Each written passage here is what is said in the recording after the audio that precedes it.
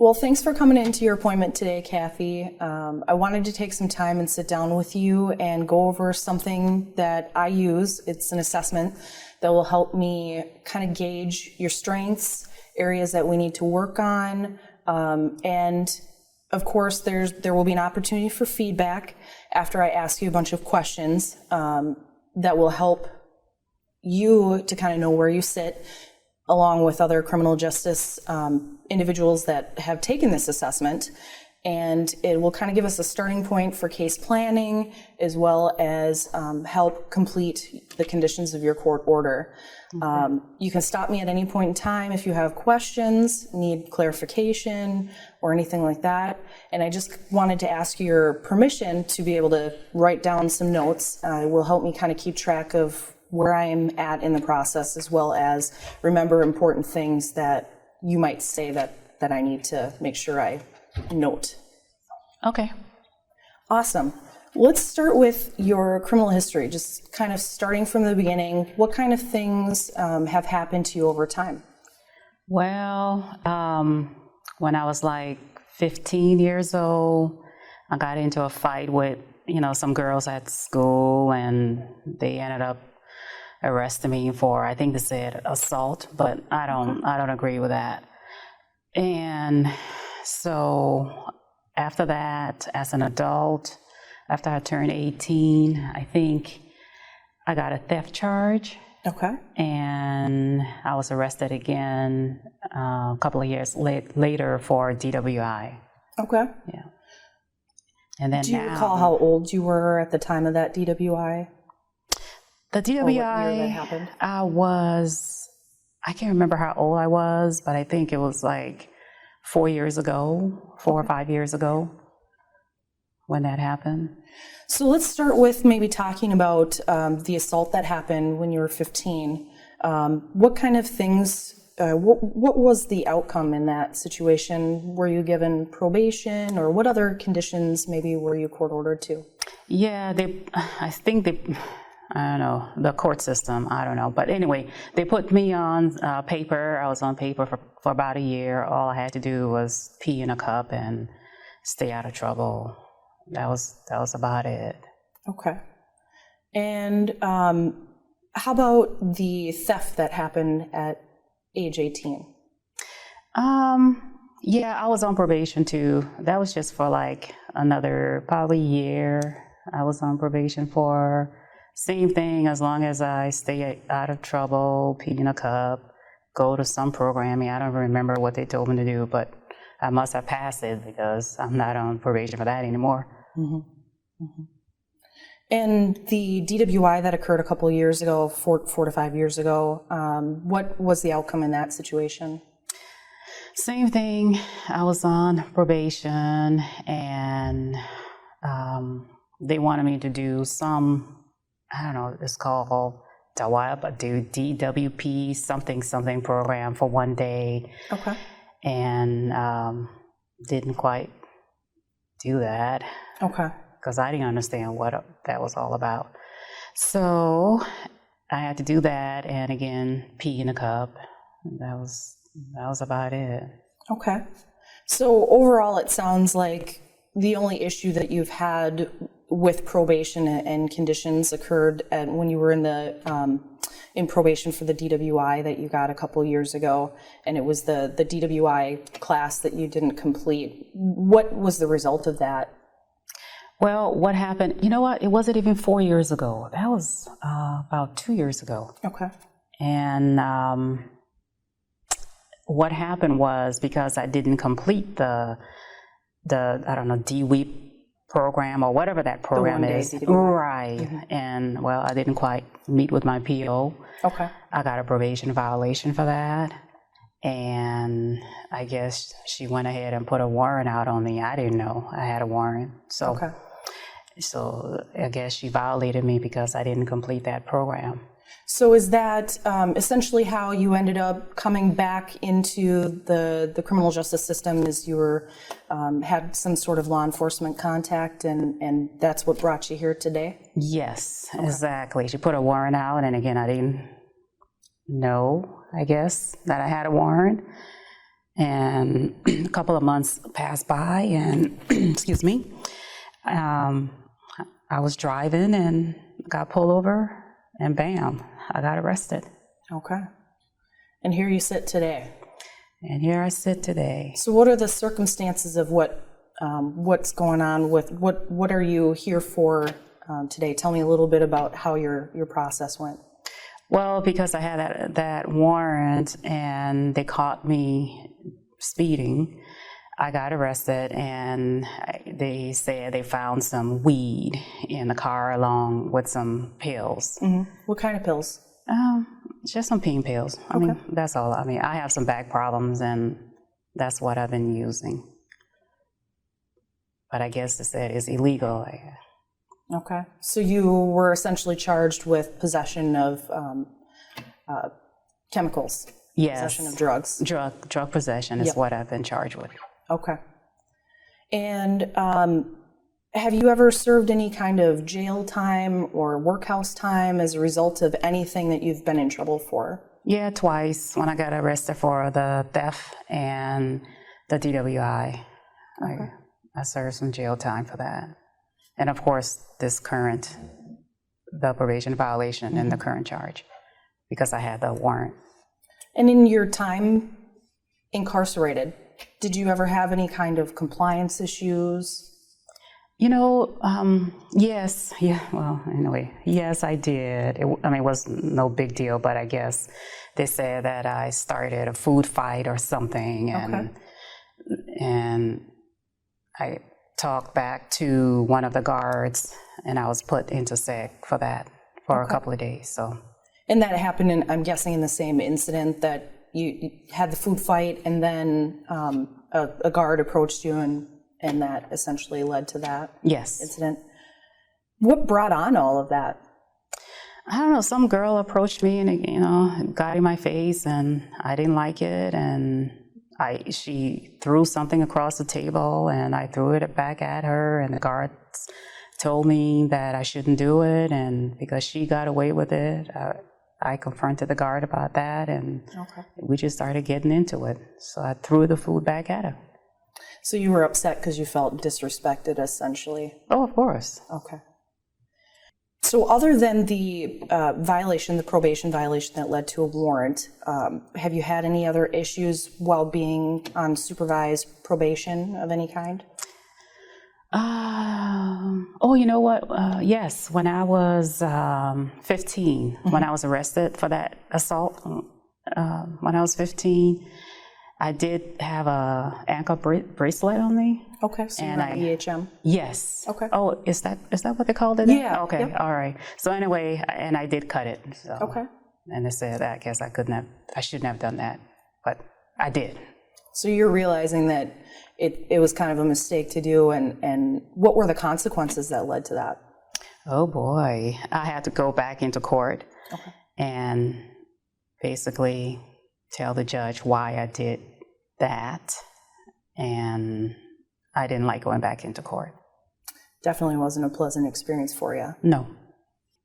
All of this experience that you've had in the criminal justice system, what are your thoughts about all of that? I guess it's okay. Some of the things I agree with, and others I don't. But the judge has to do what the judge has to do. So you feel that essentially, those things happened, and people have their roles, that they have to essentially hold people accountable when they're getting into trouble. Yes, I guess. Yeah. Okay. Well, let's talk a little bit about your education and employment history. Tell me a little bit about, let's start with education. Where did you go to school? Things like that. Okay, I started in North Minneapolis, and then I went into St. Paul to Central High School. Didn't quite finish that. I stopped in the 11th grade. And from there, just didn't do much until I got arrested a couple of years ago. And when I was at the workhouse. I figured, well, while I'm here, I may as well start working on my GED. So I You're did that. motivated and really saw an opportunity and you wanted to improve things for yourself. Sure. Plus, I was there, and they offered GED, and said, I was like, okay, well, I may as well. Excellent. So you got your GED. Did you take any college classes beyond that? Yes. About a year ago, I went back to Century College and tried a couple of courses. Okay. But it was only for like one semester. Okay. And I just couldn't keep up. Gotcha. Too many things happened. Too many things. Tell me a little bit about that. What interfered with your ability to keep going? Well, my boyfriend, we broke up for a little bit, but now we've been together for about 2 years now. And things are going really well for us. And for the most part, I'm happy in the relationship. He drinks every now and then too, but he makes me happy. Okay. Well, in moments, it sounds like your relationship is pretty strong for the most part, that you're satisfied with it. What does it look like when you're dissatisfied with that relationship? Oh, I get sad. But then I focus on my life and my goals and what I need to do, and that's finding a job. Because, I lost my job. Probably about 6 months ago, I lost my job, and I really liked that job. And now I just need to get back to looking for that job or trying to do something with my life. So being employed brings value to what you do in life. Yes, it's very important for me to have a job. Definitely. So you mentioned that you haven't had a job for a little bit of time now. How long have you been unemployed? It's been about 6 months now. I've been unemployed, about 6 months. And what was the last job that you worked? It was a place in St. Paul. I can't really remember the name. It was one of those small businesses.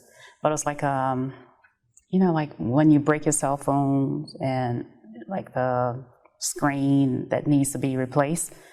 Okay. Like an electronics store? There we go. Okay. Yes, exactly. Yes, I work in an electronics store, rebuilding computers and phones.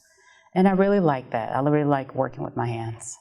Sounds like you're pretty handy with technical work and small electronics, which is awesome. We need more people like that out in the world, especially with our world becoming more technical and digital. What, other than maybe working with your hands, what did you enjoy about that job? Anything in particular? I just like being there. My coworkers made the job fun. I had a couple of coworkers there that, we all understood each other and understood that we were new on the job, so we helped train each other on how to fix computers or how to fix the cell phones.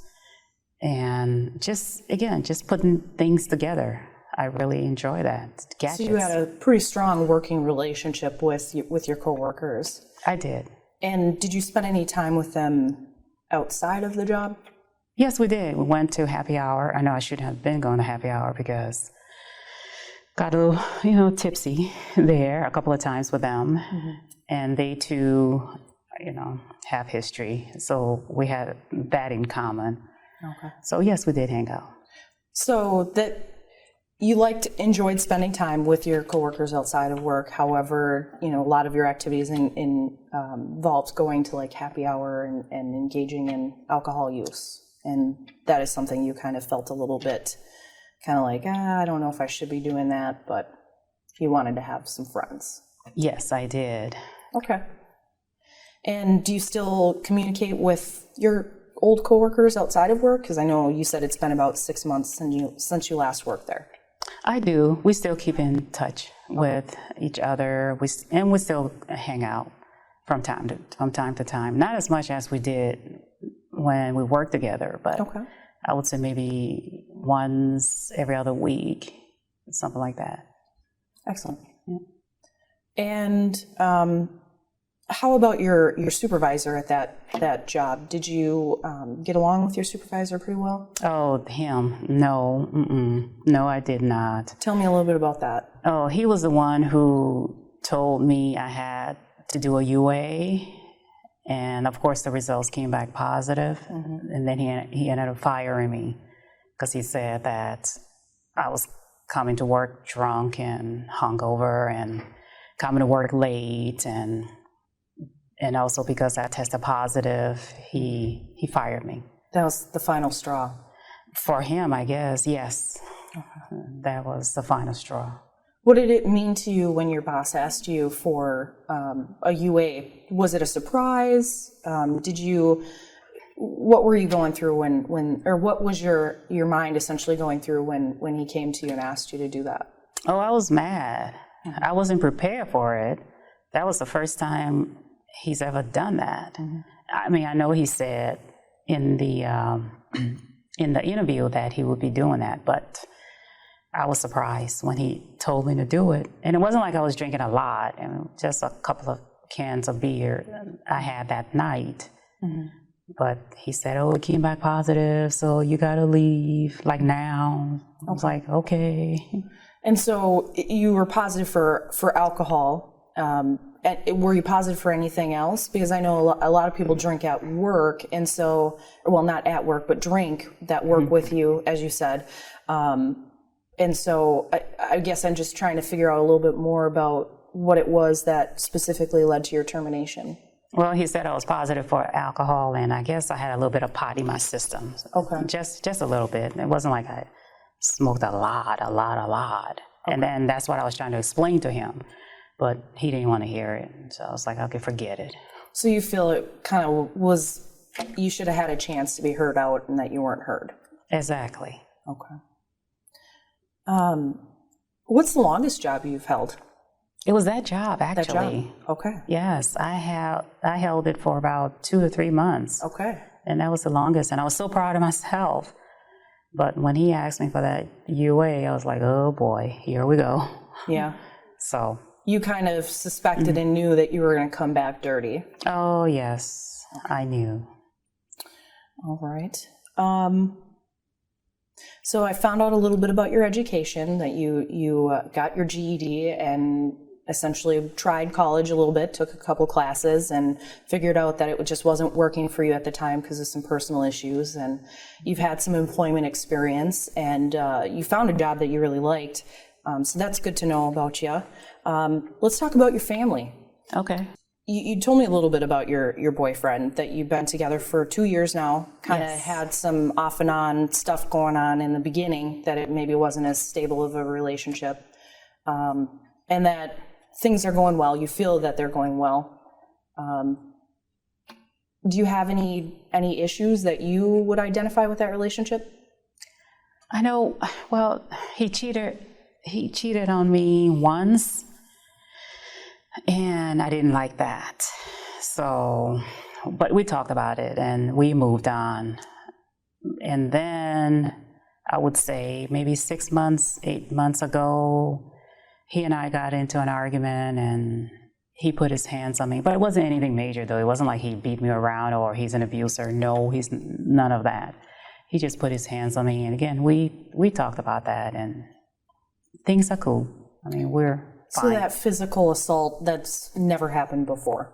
No, I mean, it happened early on in the relationship, but nothing big. I mean, it's nothing big. It's not a big deal. He's not an abuser. And no, I'm not being abused. No, I don't need to go to a shelter. So, okay. But we talked about it and we moved on. You feel pretty strongly that you guys can work through your arguments and disputes? Yes. What kind of things does he have going on for him right now? Like as far as the same questions that I've asked you about job, education, employment, all that.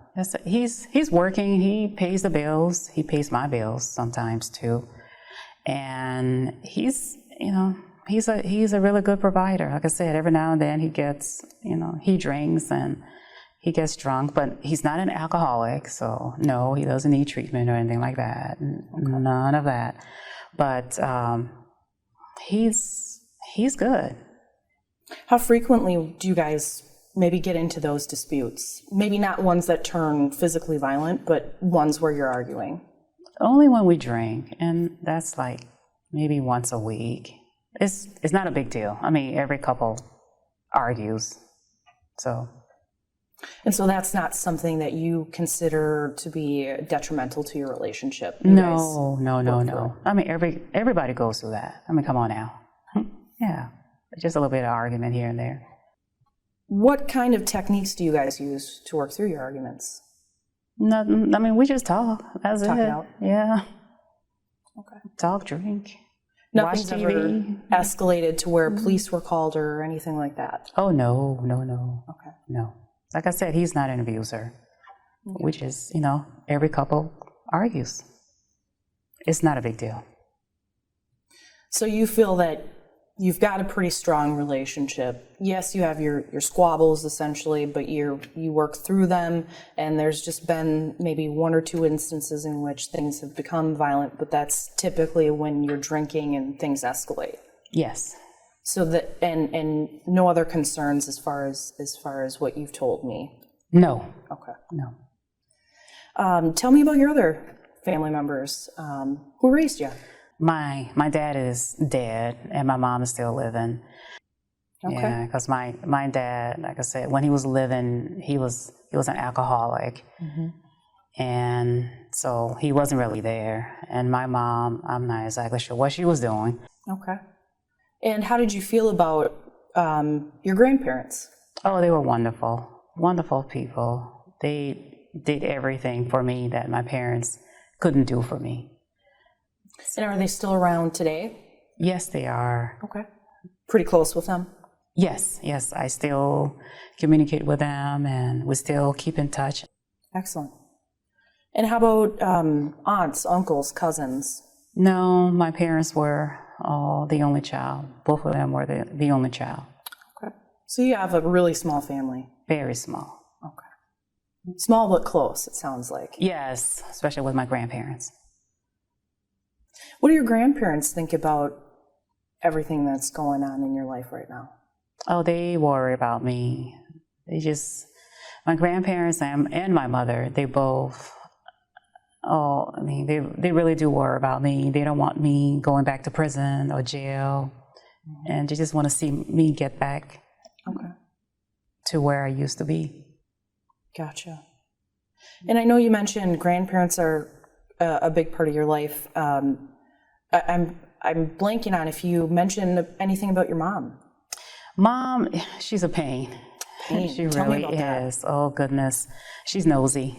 She pops up at my apartment anytime she feels like it, and that bugs me. She calls me just about every other day, checking on me. It's like she doesn't trust me or something. I don't know what's going on with her. But she tells me she doesn't want me going back to prison, so maybe that's why she's doing it. I don't know. But she doesn't trust me. But she's feeling trusted is something that's really important to you. It is. It's like, I don't know, why can't she just take my word that I'm okay? But she doesn't. What do you think the reason might be behind her checking up on you like that? Well, because I've been to jail a couple of times. So I guess she just wants to make sure that I'm doing what I need to do to stay out of jail. So she's trying to just make sure that you're on the right track, and essentially is becoming kind of a pest to you. For me, yes. Okay. Has anyone in your family, mom, dad, grandparents, or any other distant relatives connected to you, do they have a criminal history of any kind? My dad did. When he was alive, he got, I think, a couple of DWIs.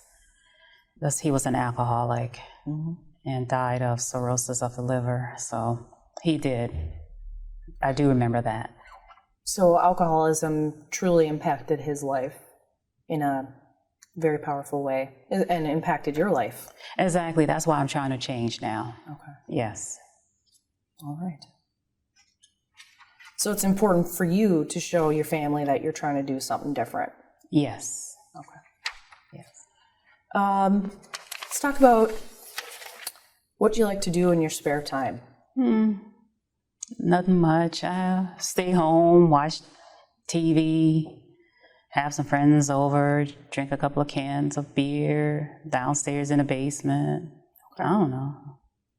So chilling at home, maybe having some friends over and drinking a little bit, that is what you do in your spare time, essentially? No clubs, organizations, or groups that you're part of? Oh, hell no.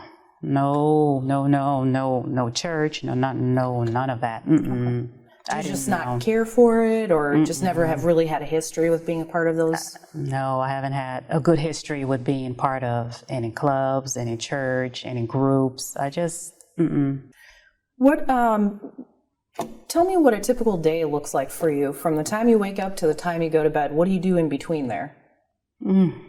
Get up in the morning, give me something to eat, watch TV, probably take a nap here and there. Sometimes I go out trying to find a job. I get discouraged because the first thing on the application is, do you have a criminal history? And I was like, oh, should I be honest? Should I not be honest? Right. Then I get discouraged. I come home, I watch TV again, drink a little bit of beer, call some of my girls, so they come over. I mean, it's boring at times. I do have to admit that, but it's just, it gets discouraging at times. Understandable. I'm hearing that you have a lot of spare time, and finding ways to use that productively is challenging, and of course it's discouraging when right off the bat you have to answer, one way or the other on your job application, and you're concerned that it's going to be a barrier. Yes, it always comes up. What kind of things maybe do you see yourself doing 6 months from now, a year from now? What are your goals as far as what you want to do with your time?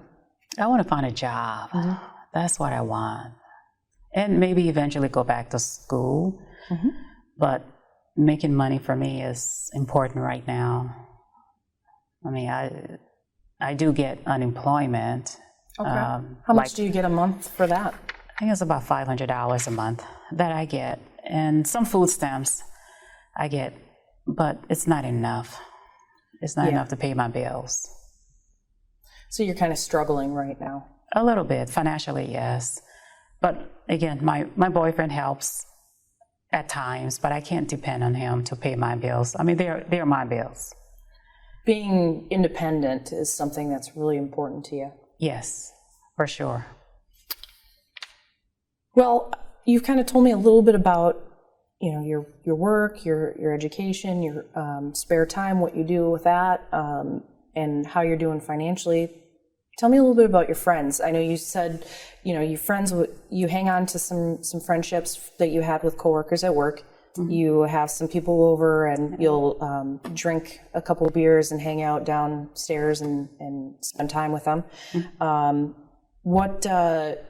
What other friends do you have in your life, like your inner circle? And if I could kind of paint a picture in your mind, it's like a little bullseye target. I usually like to have people look at it, and I'm going to draw one for you here so that we can kind of illustrate. Okay. So basically what I want to try to figure out is, if this is you right here, Okay. who do you keep in this circle right here? And this is like people that maybe you call weekly or daily even, that you would tell, secrets to, or, important information updates. I would say, I think about three really good friends. 3 really good friends. All right. Yes. So we'll mark them on here. How long have you known those 3 really good friends? Oh boy. Let's see. I am 29. So I would say probably since I was 20. Since you were 20? Yes. How frequently do you see them? I see them probably once a week. And tell me a little bit about those individuals. What do you like to do with them when you see them? Oh, goodness. One of them, I call her straight edge because Straight she edge. is, yeah, All right. she is straight and to the point. No criminal history, no contact with the police. I don't even think she even has ever had a parking ticket. She's Okay. just straight. I'm like, girl. So she's a positive influence. Yes. And sometimes I'm like, gosh, I wish I could be like her, but I'm like, geez, you just straight. So anyway, straight edge. She comes over and she's the one who is like bringing me job applications and asking me if I've applied, giving me job leads. So Sounds like she's good. very supportive. She is. She is. Does has she ever expressed any concerns or any things about what's going on with you that she thinks about your situation? Yeah, she tells me all the time to try to get my life together, that I shouldn't be drinking as much as I've been drinking. But I tell her, but it's only like 2 or 3 cans of beer. It's not like I, drinking hot liquor or anything like that. It's just beer. So, but she still gets on my case for that.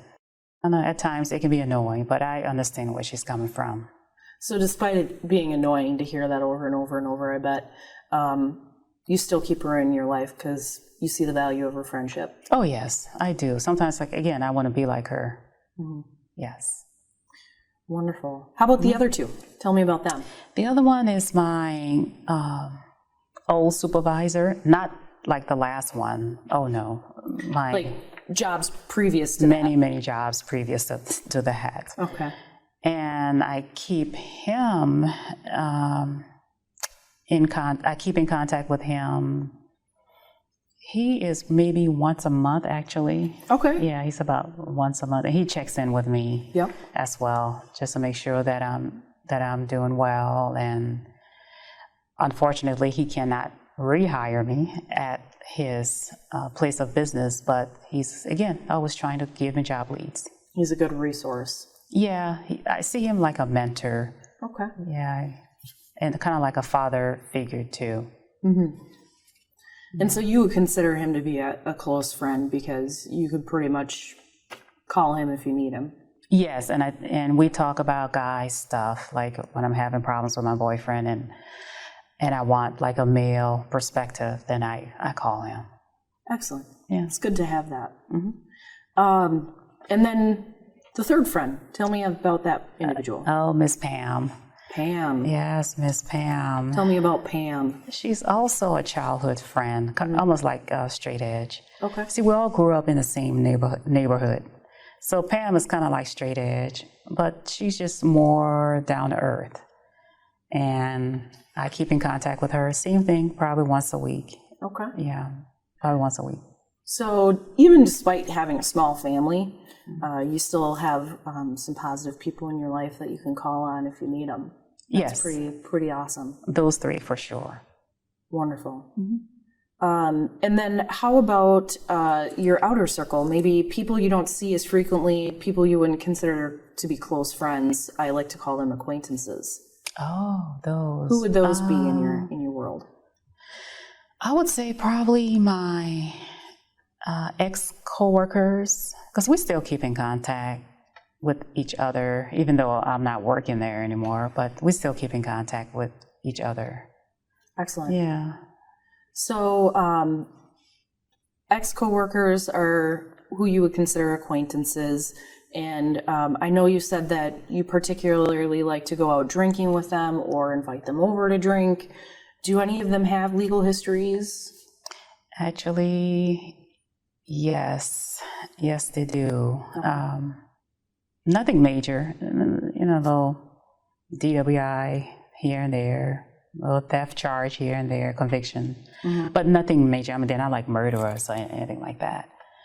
But yeah, and I think that's why we get along as well as we do, because we understand each other. Yeah, they can relate to your experience. Yeah, and they're not judging me, not at all. And the same thing with I think you said the inner circle people, those 3. Circle. Yeah, the same thing with 3 of them. They do not judge me at all. Wonderful. It's definitely a good thing to have friends that support you no matter what. Yes. What kind of things do you do with your inner circle? Because I know you mentioned activities that you partake in with your outer circle, but what kind of things, when you see them in the one time a week, what kind of things do you do there? With my inner circle people? Yeah. Yep, with like Pam, Straight Edge. Oh, they just, sometimes when they come over, they'll take me out. Okay. And we'll go to like the movies or go to the mall, just walk around. Okay. Just to get me out. Sometimes to walk around the lake. Mm-hmm. They will not let me go to like a bar or anything like that with them. Gotcha. No. So they really try to get you out and doing some fun activities that are not substance related. Exactly. And it's funny how I can be sober with them and it's not a problem. It feels easy and natural for you. Yeah, because they're not judging me. Gotcha. Okay. Now that I know a little bit about your friends, let's talk about, because I mean the common theme that I've kind of been getting, you have some friends that you go out drinking with. Mm-hmm. Some of your legal history involves chemical use, and it sounds like chemicals play a huge role in the positivity or negativity of your significant other relationship. Let's talk a little bit about your alcohol and drug use. Okay. Starting with maybe when you started to drink or use drugs. We can go through the list of chemicals, but I like to hear from you what you've used and when. I started when I was 15, right around the time I got charged with that assault. So that's when I started drinking and smoking marijuana. I didn't start the pill stuff until I was an adult. And now you say pills. What kind of pills? No, pain. Pain pills? Pain pills. Do you recall like what kind? Was it Percocet, Vicodin, anything like that? I'd take anything. Anything. Because it started off with the Percocet prescription, but then my doctor took me off. But I was still having back pain. I was in an accident many, many years ago. So my doctor put me on that. Then all of a sudden he was like, no, you can't take any more. He wouldn't give me any prescription. So I'm like, okay, well, fine. So then I turned to the streets and started buying whatever they had on the street. And how long were you able to sustain that before, did it ever graduate to anything in addition to that?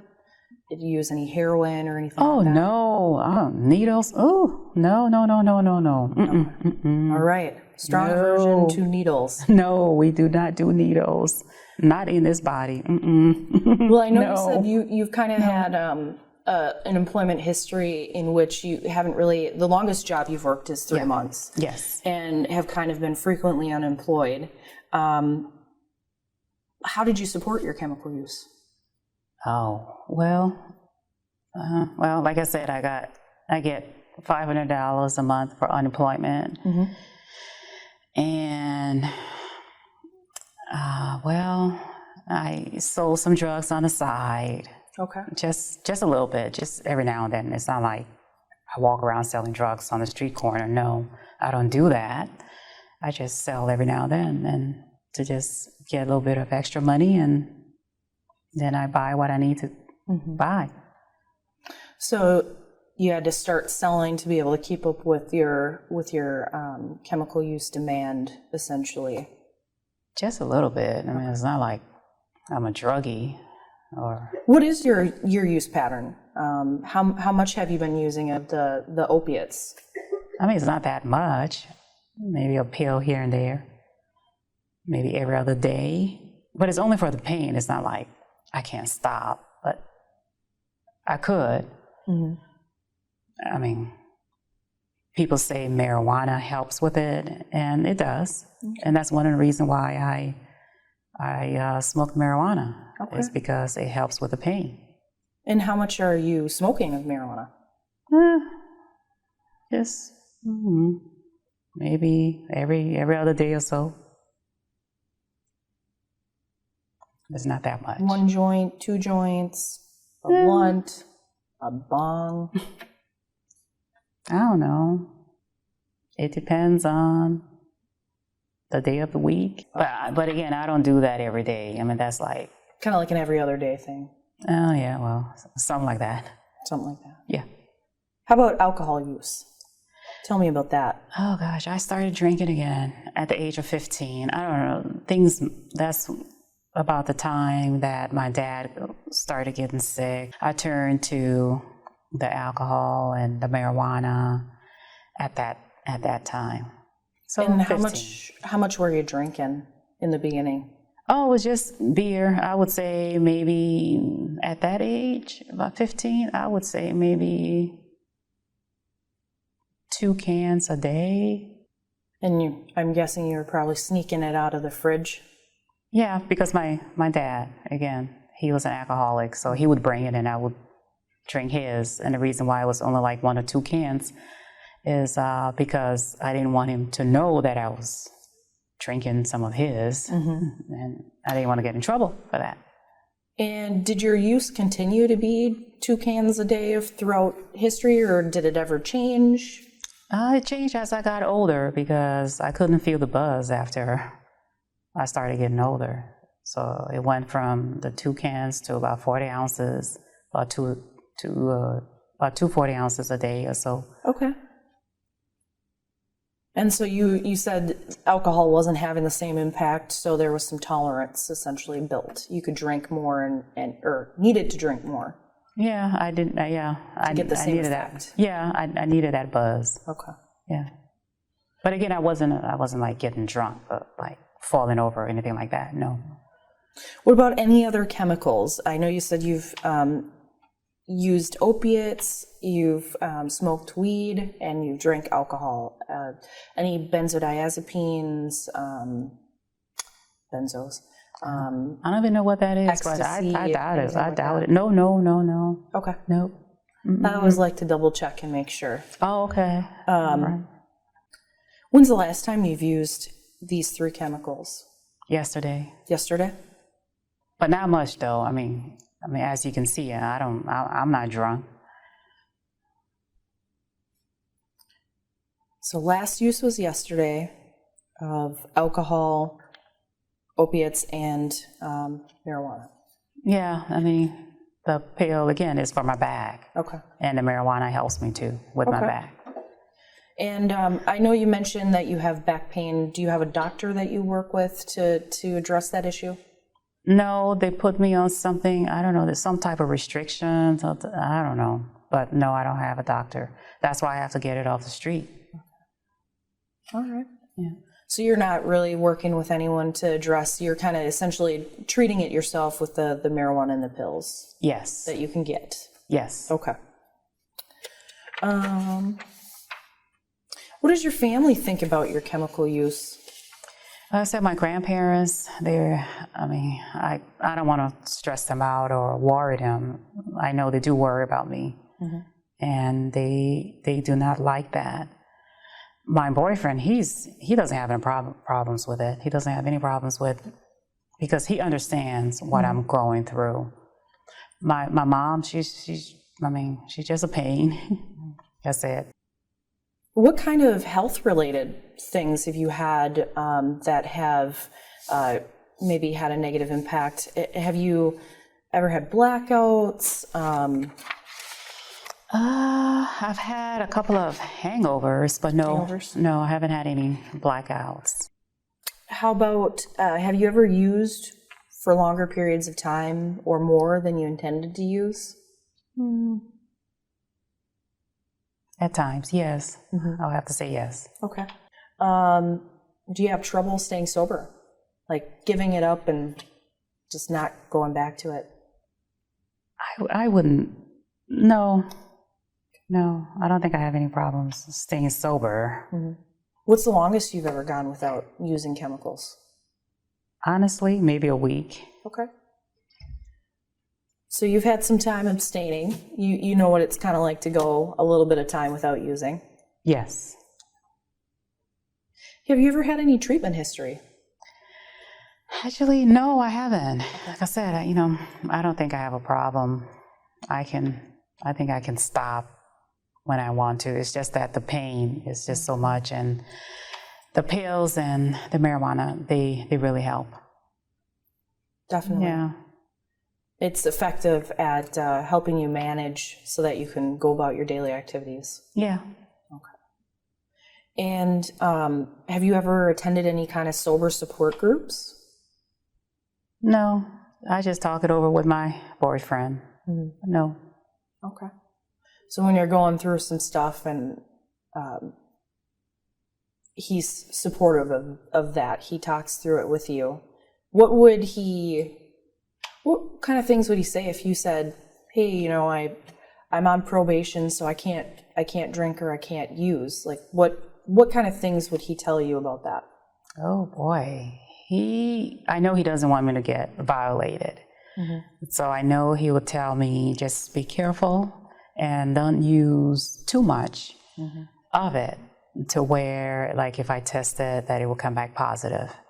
He wouldn't want me to use too much of the drugs.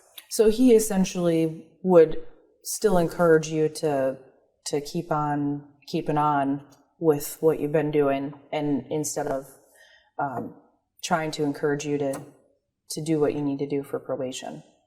Yeah, I mean, he doesn't want me in jail, prison, or even having an overdose. But, you know, I mean, he understands because, like I said, he and I drink sometimes together, and it's not like we drink until we're passed out.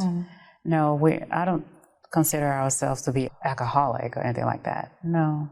How do you feel about how successful you'll be with that requirement? Because it's on your court order, right? No use and random testing, and it sounds like you don't feel that your chemical use is an issue and that you could stop when you want to.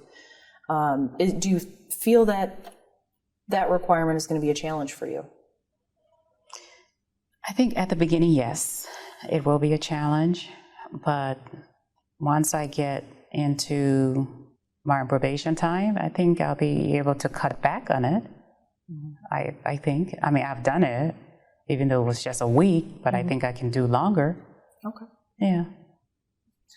It's always good to kind of get your perspective and know where you're at, and it sounds like you're willing to look at things. Yeah, that's something to look at. Yeah.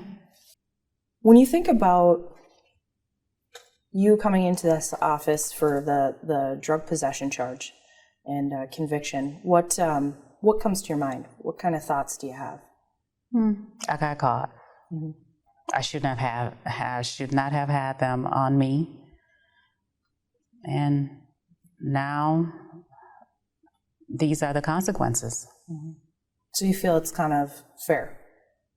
Well, I mean, there are other bad folks out there who probably get less than this, but I guess it's okay.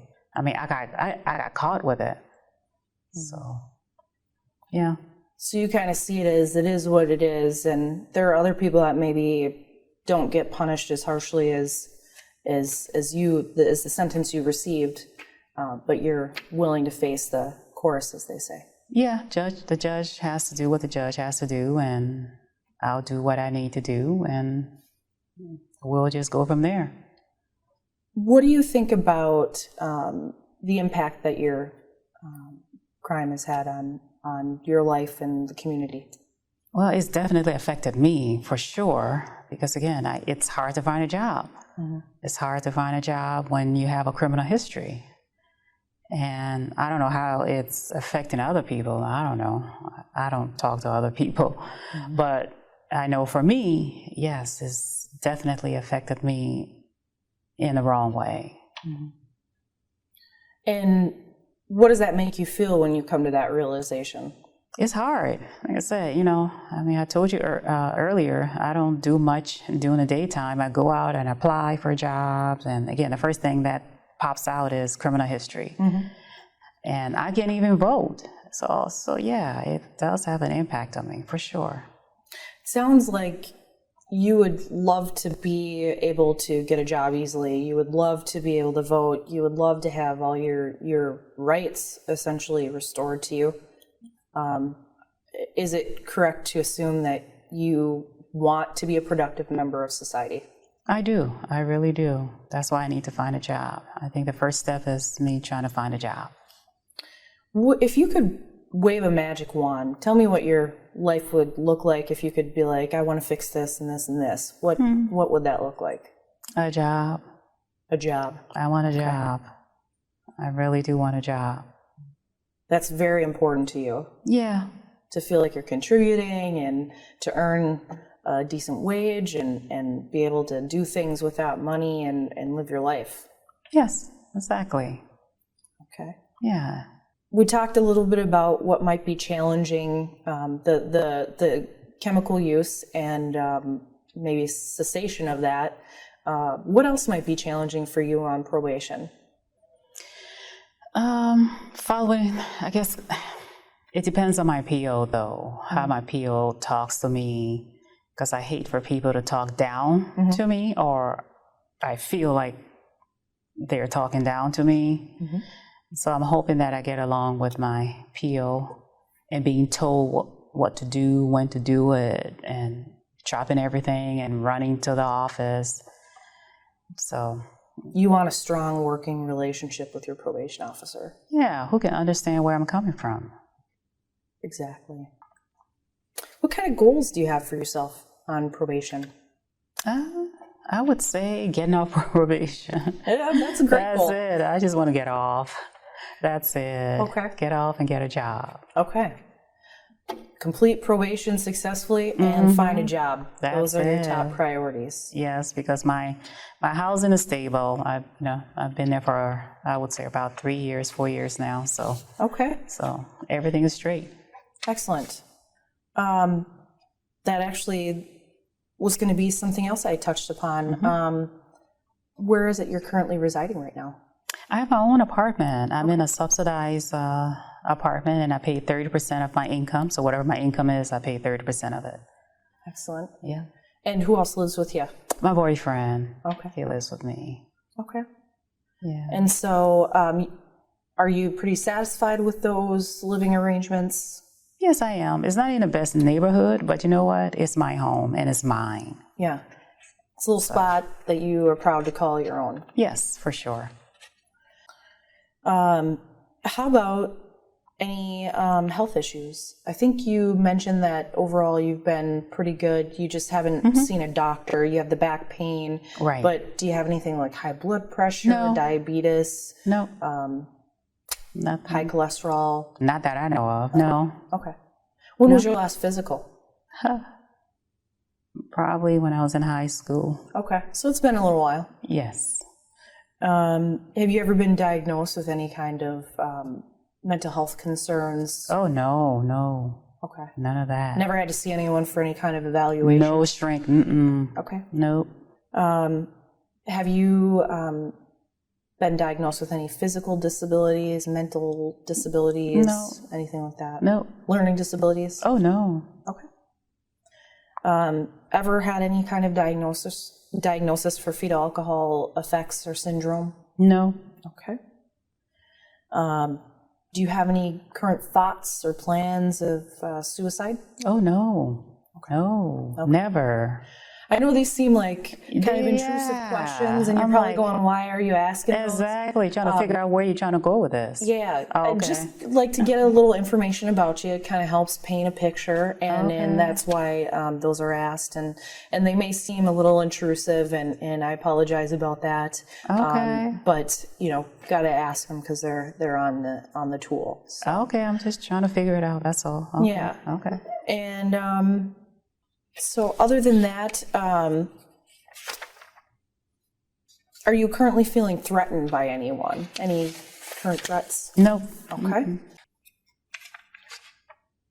I think I've gotten a very good picture of the information that you shared with me about where you've been and how you got to my table today to talk with me. Okay. And I wanted to give you time to ask me any questions if you had any, clarify anything you're concerned about, or if there's one final thing you want to tell me about who you are and what you're about, it'd be great. This is the time. No, you pretty much cover everything.